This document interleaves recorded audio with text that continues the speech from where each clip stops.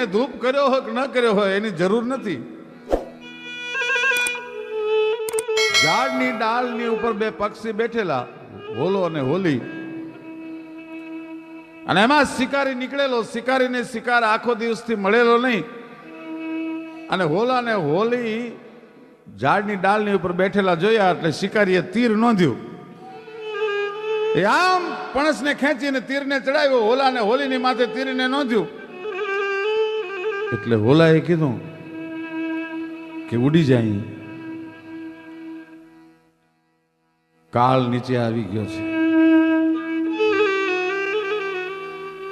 તે દિવસે હોલી બોલી છે કે ઉપર તો નજર કરી ઉડીને જાશું ક્યાં, કારણ કે ઉપર ચક્રો બાજ આંટા મારે છે, નીચે કાળ છે અને ઉપર કાળ છે, ભાગીને ક્યાં જવાનું.